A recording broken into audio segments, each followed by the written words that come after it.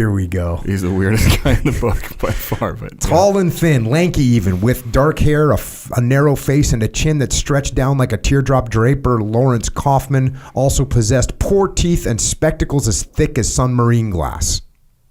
Given to bouts of indolence, he was absent-minded, a failure in any subject that did not capture his interest, and alarmingly progressive on the issue of race, at least so thought his mother, a shrew on the topic. As a young man, Kaufman had wanted nothing more than to attend the Naval Academy and command a destroyer as his father had. When poor eyesight threatened to torpedo his dream, he submitted himself to doctor's orders, however medieval, and for 1 hour a day held a palm over each open eye. This when his appointing congressman suddenly died, leaving his academy application in limbo. He told no one of his plan, escaped from his Connecticut boarding school, got a bunk at the Washington, D.C. YMCA, and then walked the halls of Congress, slipping past secretaries and performing a rehearsed sob story until anyone gave him an appointment. Once finally accepted, he rode crew, acted in school dramas, and in cruel foreshadowing spent 30 days on a prison ship for sneaking off campus. When he graduated in 1933, a year when Navy pinchers stalked the ranks looking for any excess ballast to pitch over the side, he was given his diploma and a physical disqualification from the Navy, a steep 4-year price to pay to achieve the rank of civilian. Thus betrayed his childhood dream, Kaufman packed his pride, shelved any ideas of glory, and settled for an onshore operations job in the shipping industry, his life suddenly devoted to endless manifests for onloading and offloading of cargo. So there's your introduction of Draper Kaufman. I mean, just so many characters, and this guy's definitely one of them. Gets put on a 6-month assignment to Europe while he's doing that shipping job. While he's in Germany, he witnesses Adolf Hitler giving speeches. He realizes that he realizes what's coming. Yeah. So fast forward a little bit, he decides he wants to go and serve in the American Volunteer Ambulance Corps.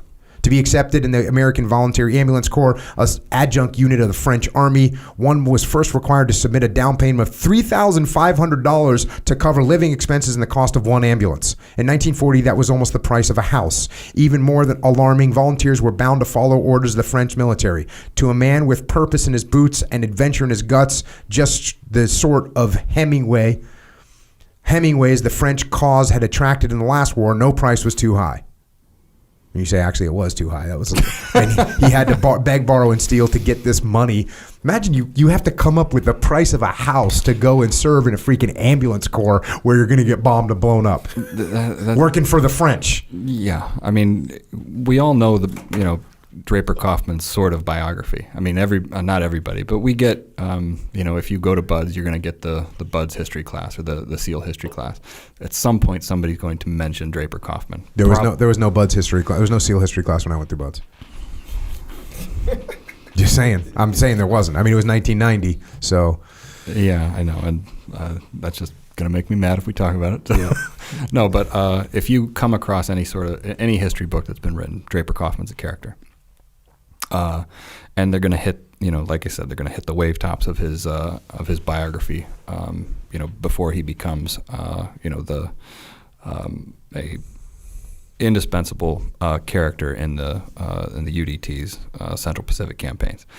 What they're not going to do is they're not going to put that biography in context. And when you really dig into it, yes, we know he was an ambulance driver on the Western Front in 1940.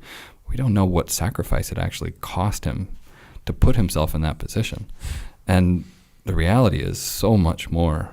You're right. I mean, he cashed in everything he had, to go do something that he believed in. Like, how many people do you know? I don't know anybody like that today that would, give away your house. Risk. Yeah, and it was all because he was just trying to do what he thought was right. He was trying to, serve his country, even though his country wouldn't take him at the time because he couldn't see anything.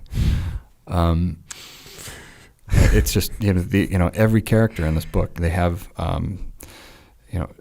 everybody wants to do something in the book, and most of them don't get to do the thing that they want.